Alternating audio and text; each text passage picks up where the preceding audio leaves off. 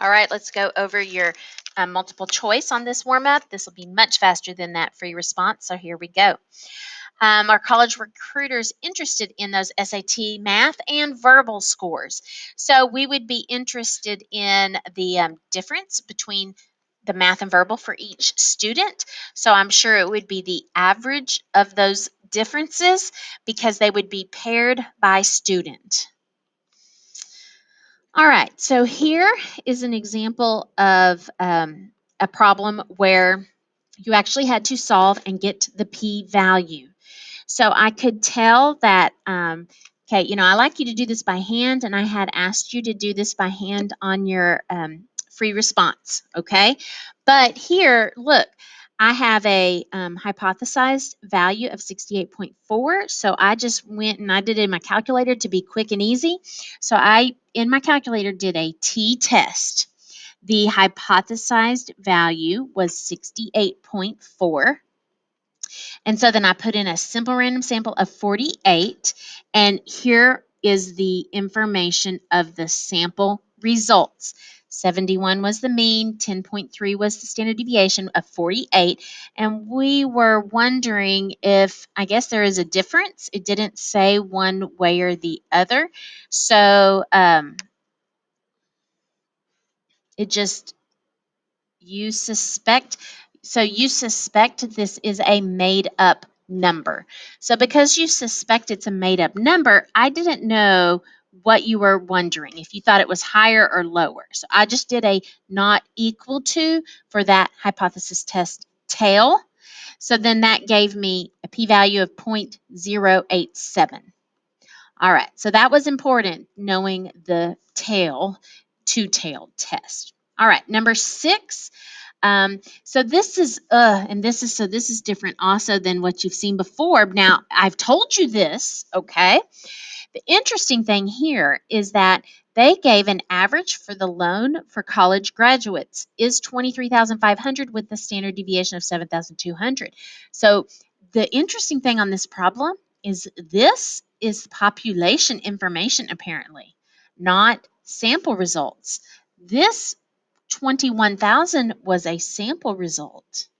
So do you remember that to use the t-distributions, you are using t-distributions when the population standard deviation is unknown, but I have it. So because the population mean and standard deviation are known, I actually can use z-scores and not t-scores. So I guess actually this should be a standard deviation of the population symbol. And so here I have that. So I'm going to do a z-score. And so when I do a z-score, here is my x-bar minus mean over the standard deviation. And that's a z-score of negative 2.46. So when I norm CDF that, lower area, I get 0.0069. Now, if I was a little bit more exact, negative 99 to negative 2.4552, which is what it was, then that actually gives me exactly this.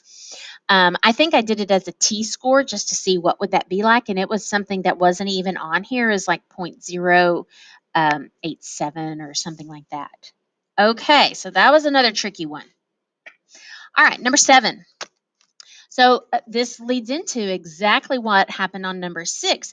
We are running a t-test if the population standard deviations are unknown. Whereas in this one up above, it was known. Okay, so that's why we did Z. All right, number 8.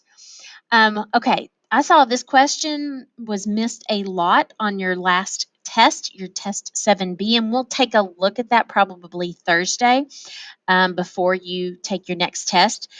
So widest confidence interval.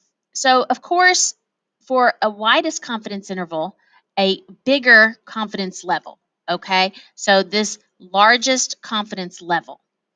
But here's also what the deal is. N is smallest because you know that as N gets bigger, your standard deviation is getting smaller. So the opposite is true, so that if your n is getting smaller, then your standard deviation is getting bigger. So that's making a wider margin of error as well. So you want the smallest sample size and the biggest confidence level. That's what's giving you the widest confidence interval. All right, here this was a problem where it was actually an old throwback problem to a proportion problem. Therefore, this was the Z critical value for 95%, and this is the standard deviation for the proportions, 0.36 times 1 minus P over N. All right, so here this farmer was wondering about this. Now, if the sample is 16 ounces, then our degrees of freedom is 15. So that takes out E is not correct, okay? And also, we just know the standard deviation of the sample. So these Z tests are out. We're dealing with a T test. All right, so finally, the farmer was wondering about it being greater than. So because of the greater than, it was a greater than T score to get that P value right there. All right, and then I believe we are to those AP testers. So here, this was an interesting one. The treatments we were testing was the amount of water and seed variety. So that was the explanatory variable. So that's correct. The response we were measuring was the height of the plant. Okay, so the height was the response we were measuring. Randomness was used. Did they randomly assign them? Don't know. Randomization would be used to even out all the other unknown possible factors. When you need to spread unknown traits evenly, randomize. Now, it says a possible uncontrolled factor in this experiment is any nutrients that might be in the clay pots. That is actually not true because every plant was in the clay pot, then that's consistent across all of the samples. So that wasn't an uncontrolled variable. They all had that. So the clay pots was not uncontrolled since every one of those had that. Therefore, that was what was a false statement.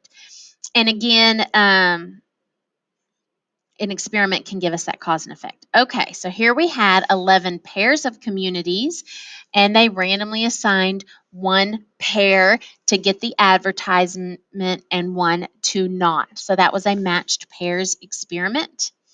And finally, here with this, the result was statistically significant, but what can it say?